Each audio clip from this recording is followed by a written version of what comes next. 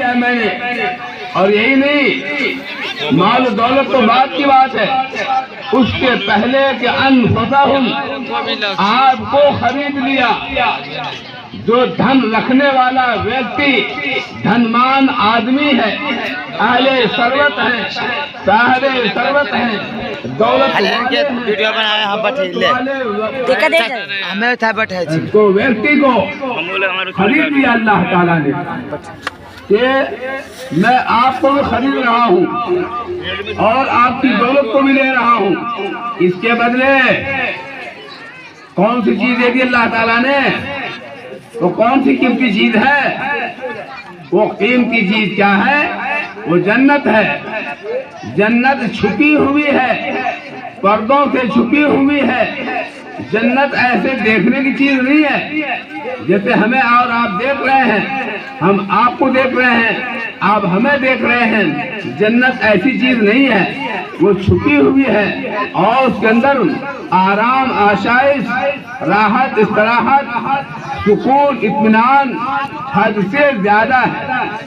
جنت ایک ادنا درجہ، ایک چھوٹے طبقے کا آدمی، بالکل ادنا سے ادنا آدمی، اللہ تعالیٰ جب اس کو جنت عطا فرمائے گا تو اللہ تعالیٰ اسے ایک اتنا بڑا محل عطا فرمائے گا، ایک اتنا بڑا محل عطا فرمائے گا کہ اس محل میں 70,000 کمرے ہوں گے، 70,000 کوٹھری ہوگی، 70,000 روم ہوں گے اور ہر روم کا 70,000 دروازہ ہوگا.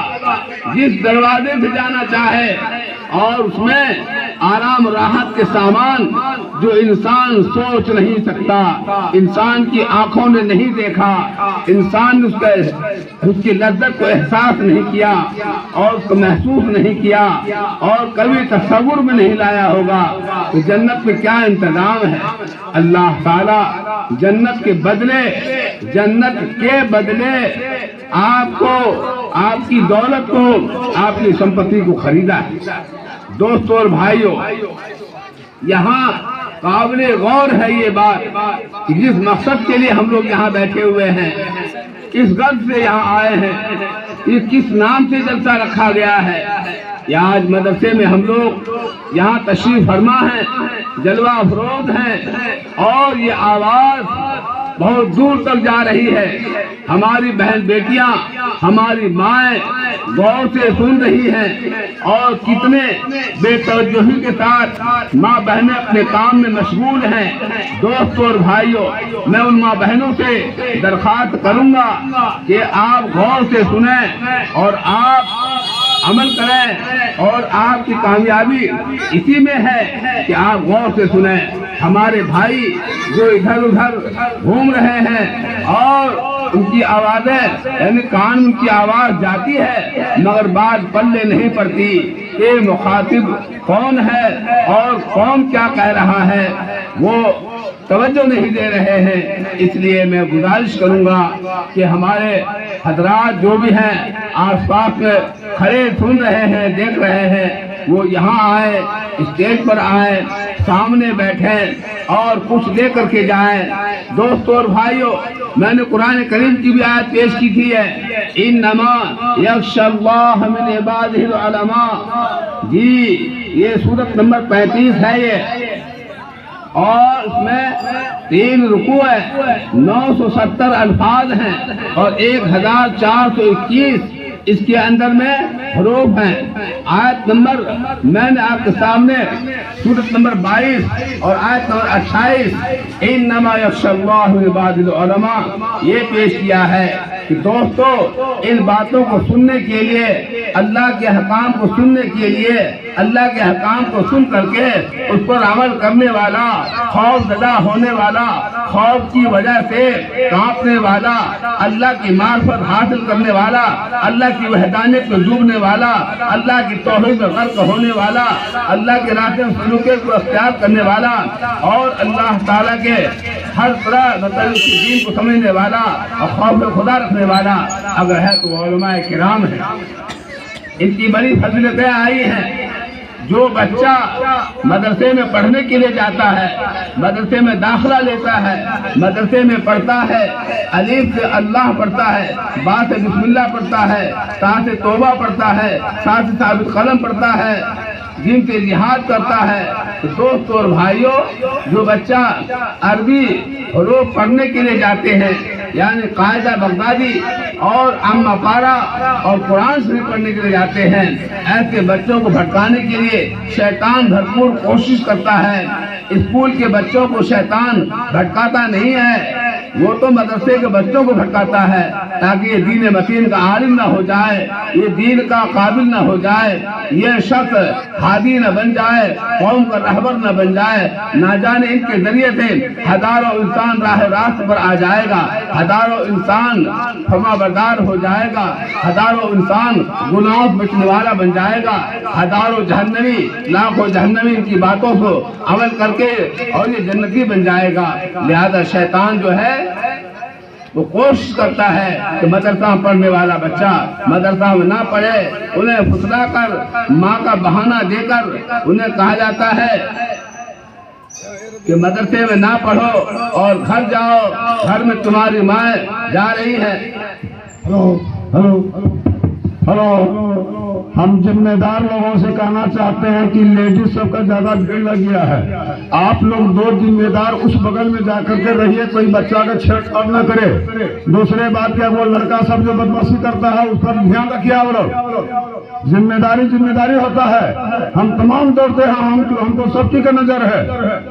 آپ لوگ جائیے ادھر، 2-3 آدمی جائیے ادھر، عابد افاق جاؤ ادھر دیکھو، اس لیے کہ اگر کوئی گھٹنا ہو جائے گا تو جواب نہیں دینا پڑے گا نا۔ سب آدمی اگر ساری آدمی وہ میلا کے بغل میں جو بچا سکتا ہے، اتنی کٹار لڑے فساد کرتا ہے، کوئی معاملہ ہو جائے گا تو اس کا ایک ہی دینی ہو جائے گا۔ ٹھیک ہے، چلیے۔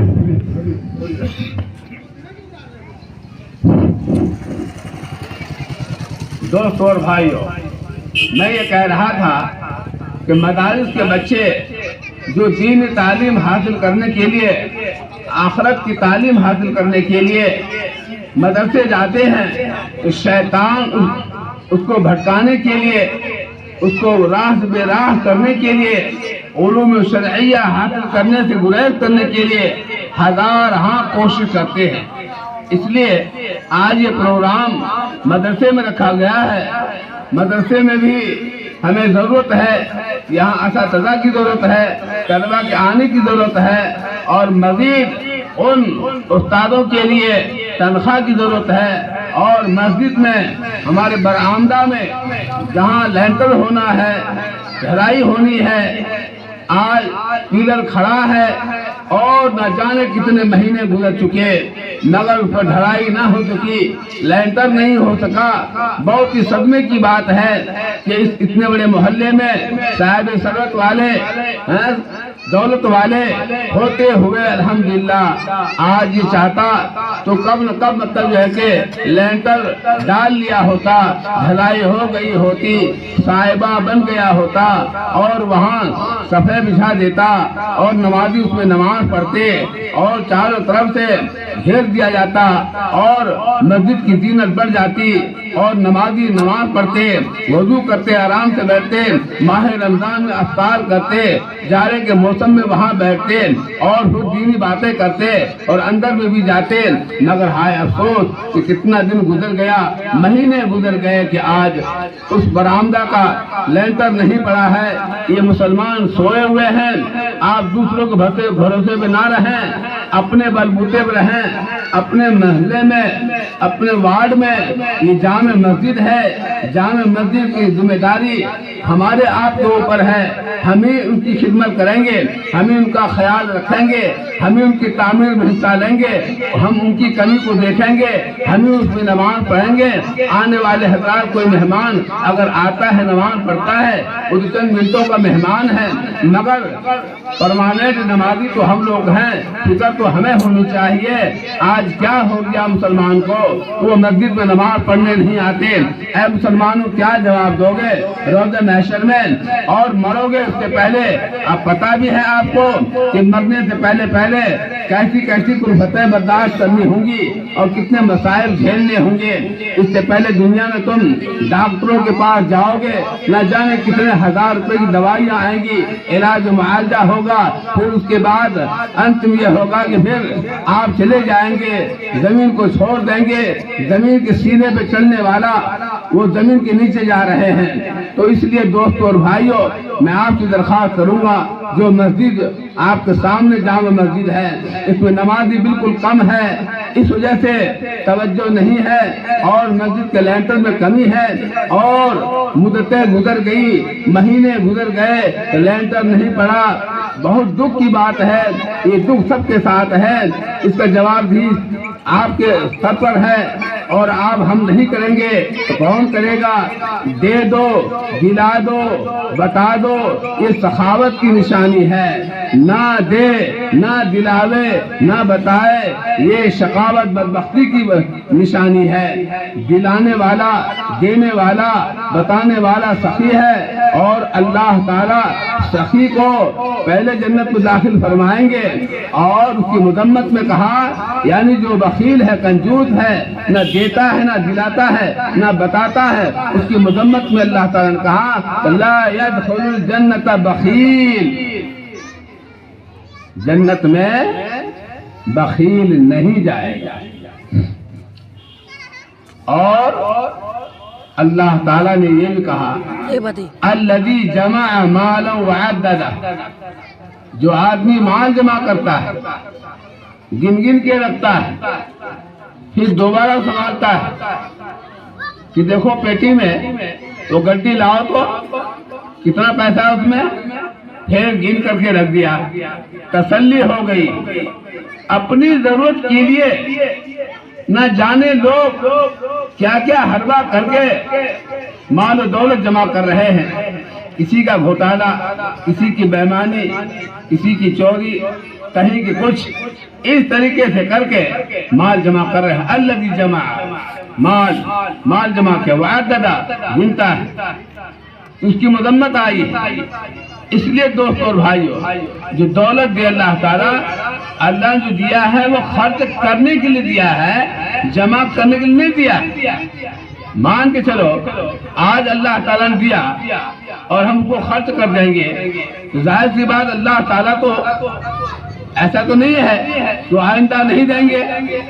ایک شخص تھا، انہوں نے کہا کہ اللہ آپ جو مجھے روزی دے رہے ہیں اور رزق میں کھلی مدد کر رہے ہیں اور میں راہ خدا میں بندوں کو دیتا ہوں، آپ کے خرچ کے پیچھے خرچ کرتا ہوں، لہذا آپ مجھے ایک ساتھ میرے مقدر میں جتنا لکھا ہے ایک ساتھ سارے کے سارے دے دیں۔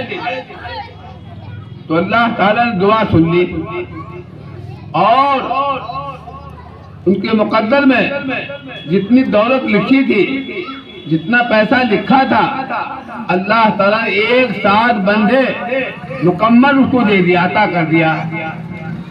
پھر اس بندے نے کچھ کھایا اور اللہ کے راہ میں خرچ کیا، اللہ کے مخلوق کو کھلایا، چوپایوں کو کھلایا، دوپایوں کو کھلایا، پرندوں کو کھلایا، صدقہ خیرات کیا، زکوٰۃ دیا، خوب لٹایا اور پھر ختم کر دیا۔ اب وہ بندہ کہہ رہا ہے اللہ پوری زندگی کا جو تھا وہ آپ نے دے دیا، میں نے خرچ کر دیا، راہ خدا میں لگا دیا، کم کھایا، خرچ زیادہ کیا، اب میرے پاس نہیں، میں کیا کروں؟ تو اللہ تعالیٰ کو رحم آتا ہے، اللہ تعالیٰ پھر عطا فرماتے ہیں۔ تو کہنے کا مطلب یہ ہے کہ جو ہے اسے خرچ کریں، پھر اللہ سے مانگیں۔